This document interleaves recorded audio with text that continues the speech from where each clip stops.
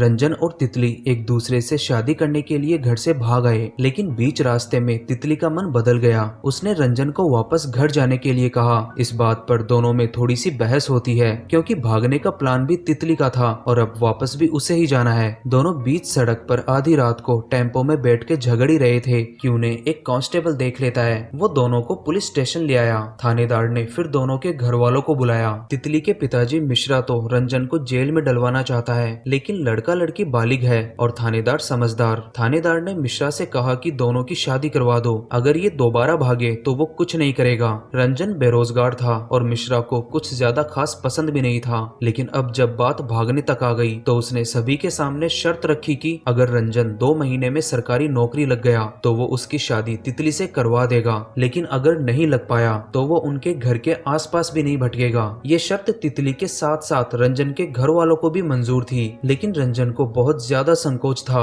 कि वो इतने कम समय में सरकारी नौकरी कैसे लगेगा, लेकिन वहाँ उस वक्त वो कुछ बोल नहीं पाया। इस बात को हुए 2 दिन बीत गए, लेकिन रंजन को अभी भी समझ नहीं आ रहा था कि वो इतने कम टाइम में सरकारी नौकरी कहाँ से लाएगा। तभी रंजन की छोटी बहन करी को उसकी इस समस्या के बारे में पता चला। उसने अगले दिन रंजन को अपने बॉयफ्रेंड सुशील से मिलवाया। सुशील एक तिकड़मबाज लड़का था। वो उल्टे सीधे काम करने वालों को जानता है। सुशील रंजन को एक भगवान दास नाम के आदमी के पास लेकर आता है, जो लोगों से पैसे लेकर फर्जी तरीके से सरकारी नौकरी लगवाता है। रंजन ने कुछ महीनों पहले सिंचाई विभाग का फॉर्म भरा था, जिसका रिजल्ट आने वाला है। भगवान दास के पास अंदरूनी खबर होती है। पास होने वाले कैंडिडेट में रंजन का नाम तो नहीं है, लेकिन वो जुगाड़ करवाकर उसका नाम लिस्ट में डलवा देगा। बदले में 6 लाख रुपए देने होंगे, जिनमें से 2 लाख रुपए 1-2 दिन में। रंजन के पास पैसों का जुगाड़ नहीं था, लेकिन उसने हाँ भर दी। भगवान दास से जो बातें हुई रंजन ने वो सब तितली को बता दी और साथ ही पैसों का बंदोबस्त करने को कहा।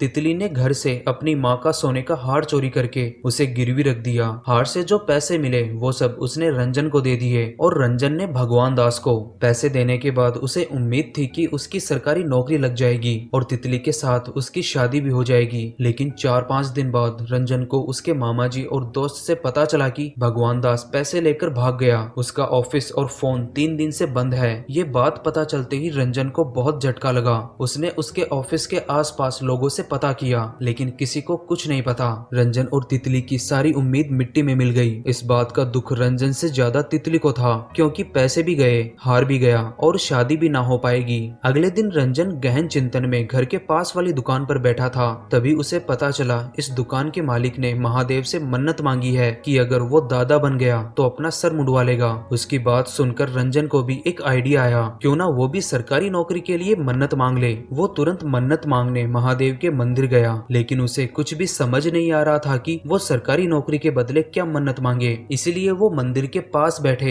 एक पंडित जी के पास गया सजेशन लेने। पंडित जी ने सजेशन दिया कि महादेव को सच्चे मन से गाय का दूध अर्पित करो और मन्नत मांगो कि अगर मेरी इच्छा पूरी हो गई तो एक नेक काम करूंगा। पंडित जी के कहे अनुसार रंजन ने ऐसा ही किया और अगले ही दिन उसके पास भगवान दास का कॉल आया कि उसकी सरकारी नौकरी पक्की हो गई। दरअसल भगवान दास उसी के काम से बनारस से लखनऊ गया था, कहीं भागा नहीं था। ये खबर सुनकर जैसे रंजन और तितली को नया जीवन मिल गया। वो तुरंत अपने घर वालों को लेकर रिश्ता पक्का करने तितली के घर पहुंच गया। मिश्रा को इस चीज से खुशी तो नहीं हुई, लेकिन क्योंकि रंजन ने शर्त पूरी कर ली तो उसे तितली का रिश्ता रंजन के साथ करवाना पड़ा। उसी दिन पंडित जी को बुलाकर शादी की तारीख निकलवाई गई। तितली और रंजन के नाम की तारीख या तो इसी महीने की 30 तारीख को निकल रही थी या 1 साल बाद। दोनों से अब इंतजार नहीं हो रहा था, तो दोनों ने इसी महीने की 30 तारीख को शादी करने का फैसला लिया। घर वाले भी मान गए। शादी में अब सिर्फ 10-15 दिन बचे थे, तो तैयारी जोरों से चली और देखते ही देखते 29 तारीख आ गई। 29 को रंजन की हल्दी सेरेमनी थी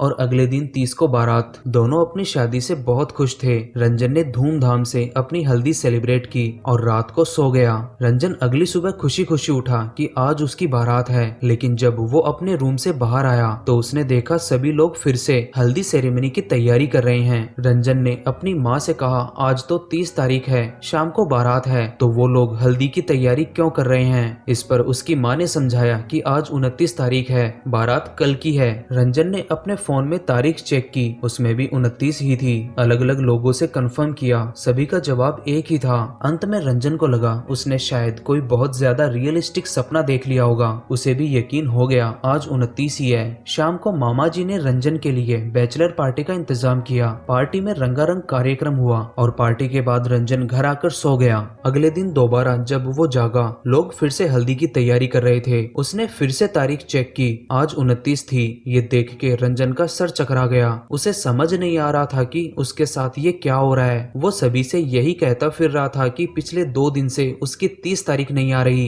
रंजन की इन बातों से उसकी माँ को लगा शायद उसके ऊपर कोई साया चढ़ गया है, क्योंकि बाकी लोगों के लिए तो सब कुछ नॉर्मल चल रहा था। रंजन अपने घर के बाहर अपनी दुविधा के साथ घूम रहा था। तभी उसने देखा उसका पड़ोसी शुक्ला गंजा होकर सभी को मिठाइयाँ बांट रहा था, क्योंकि उसकी दादा बनने वाली मन्नत पूरी होने वाली थी। उसे देखकर रंजन को भी अपनी मन्नत याद आई कि उसने महादेव से सरकारी नौकरी के बदले एक नेक काम करने की मन्नत मांगी थी। रंजन को सारा मामला समझ आ गया कि ये सब उसकी मन्नत पूरी न करने के कारण हो रहा है। रंजन ने फिर दिमाग लगाया कि क्या नेक काम पूरा किया जाए। मामा जी ने सजेशन दिया कि गाय माता को रोटी में गुड़ डालकर खिला दो। रंजन ने ऐसा ही किया। गाय को रोटी खिलाने के बाद रंजन को लगा अब उसकी मन्नत का काम पूरा हो गया। लेकिन अगले दिन फिर से वो 29 तारीख में ही उठा। रंजन रोज अलग अलग तरीकों से दान पुण्य करता, पूजा पाठ करता, लेकिन उसकी 30 नहीं आई। उसने पूरी रात जगे रहने की भी कोशिश की, लेकिन 12 बजते ही अचानक नींद आ जाती। 29 तारीख को रिपीट होते हुए 15 दिन हो गए। अब तो रंजन को दिन की सारी फिक्स्ड घटनाएं याद हो गई। उसे पहले से पता होता आगे क्या होने वाला है। वो इस चीज से बहुत फ्रस्ट्रेट हो गया। फिर रंजन दोबारा उस पंडित जी के पास गया जिन्होंने उसे कौन सी मन्नत मांगनी है ये सजेस्ट किया था। रंजन ने अपनी मुसीबत पंडित जी के साथ शेयर की और कोई समाधान मांगा। रंजन की बात सुनकर पंडित जी को हर किसी की तरह आश्चर्य नहीं हुआ। उन्होंने फिर उससे कहा कि हो सकता है कि तुमने जाने अनजाने में किसी का दिल दुखाया हो, शायद इस वजह से मन्नत पूरी नहीं हो रही। अगले दिन रंजन फिर सभी से बहुत आराम और प्यार से बात करता है, साथ ही माफी भी मांगता है कि कहीं उसने जाने अनजाने में सामने वाले का दिल दुखाया हो। लेकिन ये चीज भी काम नहीं आई। वो फिर से 29 को ही उठा। अब रंजन के सब्र का बांध टूट चुका था। वो सुबह उठते ही गुस्से में सीधा एक बड़े पुल के ऊपर चढ़ गया। रंजन अब गंगा में कूदकर सुसाइड करने वाला था। वो पुल के ऊपर चढ़कर कूदने की हिम्मत जुटा रहा था। तभी एक लड़का वहां आकर बिना कुछ सोचे समझे कूद गया। ये देखकर रंजन की फट गई। वो फिर उसे बचाने के लिए कूद गया। लड़के का नाम हामिद अंसारी था। बचाने के बाद रंजन ने हामिद से सुसाइड करने का रीजन पूछा तो हामिद ने बताया सरकारी नौकरी नहीं लगने से मरने जा रहा था। रंजन को लगा शायद यही उसका नेक काम है, उसे कैसे भी करके हामिद की सरकारी नौकरी लगवानी है। रंजन फिर हामिद को लेकर भगवान दास के पास गया।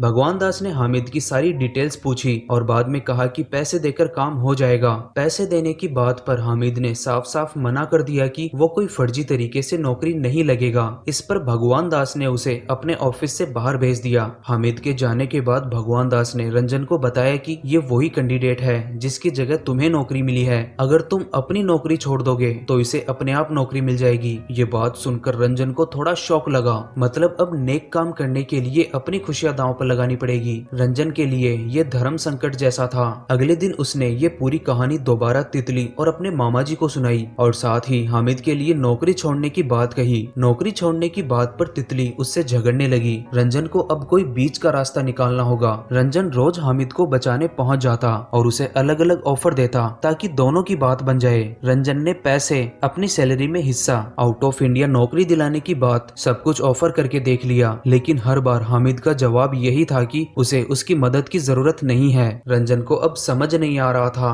कि असली बात क्या है, उसे सिर्फ यही नौकरी क्यों चाहिए। इसीलिए एक दिन रंजन ने अपने मामा जी के साथ मिलकर हामिद को सुसाइड करने से पहले ही किडनैप कर लिया और शांति से बैठाकर पूछा कि बात क्या है, सिर्फ यही नौकरी क्यों। इस पर हामिद ने बताया कि वो जिस गांव से आता है वहां पानी की बहुत समस्या है। लोगों के पास पीने तक के लिए पानी नहीं है। सिंचाई विभाग को बहुत लेटर लिखे लेकिन एक लेटर का भी जवाब नहीं आया। वो फिर बनारस आया ये सोच के कि यहाँ आकर सिंचाई विभाग में नौकरी पाकर अपने गांव की समस्या दूर करेगा। यहाँ आकर जी तोड़ पढ़ाई करी। इस बार एग्जाम का पेपर भी अच्छा गया। रिजल्ट आने से पहले ही हामिद के बाबा ने गांव में बता दिया कि हामिद की सिंचाई विभाग में नौकरी लग गई, लेकिन रिजल्ट में उसका नाम नहीं था। अब हामिद के पास सुसाइड करने के अलावा और कोई रास्ता नहीं है। अपनी ये परिस्थिति हामिद ने रंजन को बताई। ये पूरी बात सुनने के बाद रंजन कुछ वक्त के लिए शांत हो गया। अब उसके लिए मसला ये नहीं था कि वो 29 में अटक गया है, बल्कि मसला ये था कि वो अब किसकी तरफ जाए। क्योंकि अगर बात सिर्फ उसकी होती तो वो नौकरी छोड़ देता, लेकिन अगर वो अब नौकरी छोड़ता है तो तितली की सारी उम्मीद और खुशियां दांव पर लग जाएगी। जाएगी जो वो हरगिज नहीं लगा सकता,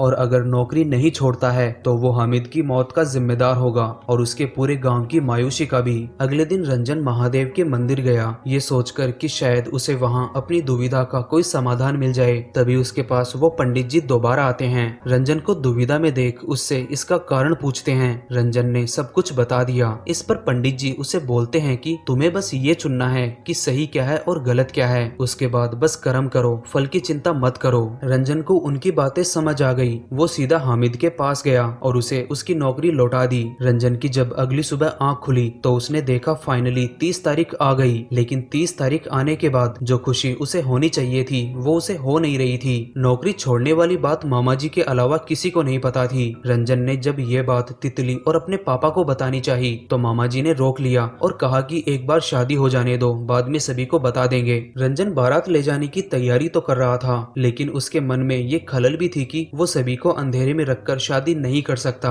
रंजन ने अपने ऊपर बहुत कंट्रोल रखा, लेकिन जब बारात तितली के घर पहुंची उसका कंट्रोल अपने ऊपर से खत्म हो गया। रंजन ने हिम्मत करके सभी को बता दिया कि उसने नौकरी हामिद के लिए छोड़ दी। रंजन के ये बोलते ही शादी के टेंट में सन्नाटा पसर गया। रंजन और तितली दोनों के घर वाले रंजन को सुनाने लगे। मिश्रा ने साफ साफ कह दिया कि अब कोई शादी नहीं होगी। दूसरी ओर तितली का भी दिल टूट गया, उसकी सारी मेहनत और कोशिशें बेकार हो गई। उसी वक्त वहाँ भगवान दास पहुँचता है। रंजन की इस हरकत से उसके काम के ऊपर भी थोड़ा नेगेटिव इम्पैक्ट पड़ा था, लेकिन जब उसे हामिद की कहानी पता चली तो फिर उसके मन में रंजन के लिए कोई गुस्सा नहीं था। वहाँ आकर उसने सभी को हामिद की पूरी कहानी सुनाई और कहा कि रंजन की वजह से एक पूरा गांव आबाद होगा, एक इंसान की जिंदगी बच गई। रंजन ने हामिद को अपने हिस्से का नहीं दिया, बल्कि जो उसका अधिकार था वो लौटाया है। भगवान दास की बातें सुन मिश्रा और तितली का हृदय परिवर्तन हो गया। मिश्रा ने फिर रंजन की अच्छाई देखकर उसे बिना सरकारी नौकरी के भी अपनी बेटी के लिए एक्सेप्ट कर लिया। फिर उसी मंडप में रंजन और तितली की शादी बहुत धूमधाम से हुई और यहीं पर ये कहानी खत्म हो जाती है। यहाँ तक पहुँच गए हो